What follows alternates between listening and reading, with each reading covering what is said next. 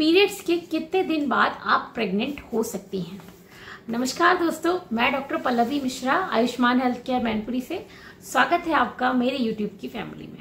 अगर आप काफी समय से प्रेगनेंसी प्लान कर रहे हैं लेकिन प्रेगनेंसी नहीं रुक रही है, प्रेगनेंसी नहीं ठहर रही है, तो कहीं ऐसा तो नहीं है कि आपको उन दिनों के बारे में नहीं पता जिस दिन आपको रिलेशन रखना चाहिए, जिस दिन 100% चांसेस होते हैं कि आपकी प्रेगनेंसी रुक जाए। क्या आप जानते हैं कि आप कौन से दिन रिलेशन रखें जिस दिन आपकी प्रेगनेंसी 100% रुके? क्योंकि अगर आपको इन दिनों के बारे में पता नहीं होगा तो आप कितने भी साल ट्राई कर लें, आपकी प्रेगनेंसी रुकना मुश्किल है। आज की वीडियो में मैं आपको बताऊंगी कि वो कौन से दिन हैं जिस दिन आपको रिलेशन रखना ही चाहिए, जिस दिन आपके कंसीव करने के चांसेस सबसे ज्यादा होते हैं, प्रेगनेंसी ठहरने के चांसेस सबसे ज्यादा होते हैं। अगर आप प्रेगनेंसी प्लान कर रहे हैं, बहुत टाइम हो चुका है, आप कंसीव नहीं कर पा रहे हैं, तो आप इन दिनों के बारे में जरूर जान लीजिए। अगर इन दिनों में अगर आपने रिलेशन नहीं रखा तो आपकी प्रेगनेंसी होना मुश्किल है। तो आज की वीडियो में हम जानेंगे कि फर्टाइल डेज कौन कौन से होते हैं, किस दिन आपका एग रप्चर होगा, एग फूटेगा, जिस दिन आपको रिलेशन रखना है। बताऊंगी कि पीरियड्स के कितने दिन बाद अगर आप रिलेशन रखेंगे तो आपकी प्रेगनेंसी 100% रुकेगी। अगर आपने इन डेज के बारे में अच्छे से समझ लिया तो आपकी प्रेगनेंसी 1 महीने में एक ही बार में रुक सकती है। उससे पहले अगर आपने अभी तक इस चैनल को सब्सक्राइब नहीं किया है तो इस चैनल को सब्सक्राइब कर लीजिए, आपको बहुत कुछ जानने के लिए मिलेगा। सबसे पहले मैं आपको बता दूं कि हर फीमेल्स को, चाहे वो मैरिड हो अनमैरिड हो, अगर आपके पीरियड्स स्टार्ट हो गए हैं तो आपको अपने पीरियड्स के बारे में पूरी जानकारी होनी चाहिए। आपके पीरियड्स कब आते हैं, कितने दिन तक रहते हैं, आपके नेक्स्ट पीरियड कब आएंगे, कौन से दिन आपकी बॉडी से एग रप्चर हो रहा है, हल्का वाटरी सा डिस्चार्ज हो रहा है, ये सभी इंफॉर्मेशन आपको पता होनी चाहिए। आपकी बॉडी में क्या हो रहा है, क्या नहीं हो रहा, आपको इसकी पूरी इंफॉर्मेशन होनी चाहिए। जब हमें अपनी साइकिल के बारे में पूरी इंफॉर्मेशन होगी तो हम अपने अंडे फूटने वाले दिन को, एग रप्चर वाले दिन को अच्छे से काउंट कर पाएंगे। क्योंकि हमारी एक गलत काउंटिंग, एक मिस इन्फॉर्मेशन हमारी प्रेगनेंसी को होने से रोक सकती है, हम प्रेगनेंसी कंसीव नहीं कर सकते।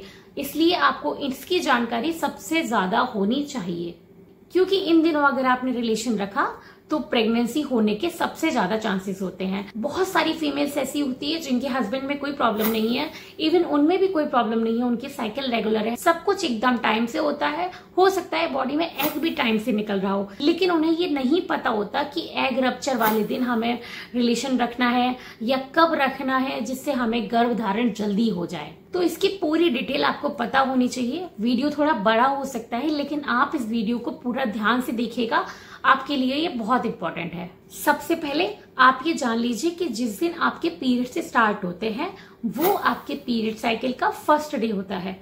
यानी कि अगर आपके पीरियड्स मान लीजिए 1 अगस्त को स्टार्ट हुए तो 1 अगस्त को अगर आपके पीरियड सुबह स्टार्ट हो या शाम को, वो आपकी पीरियड साइकिल का फर्स्ट डे ही कहलाता है। अब दूसरी चीज आपको पता लगानी है कि आपकी पीरियड साइकिल कितने दिन की है।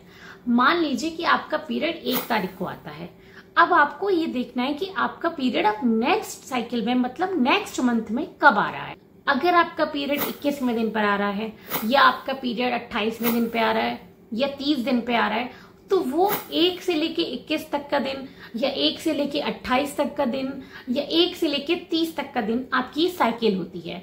यानी कि जब आपका पहला पीरियड आया और जब दूसरा पीरियड आया, वो आपकी साइकिल का डे होता है, उसको हम डे बोलते हैं कि नेक्स्ट साइकिल आपकी इतने दिन पर आएगी।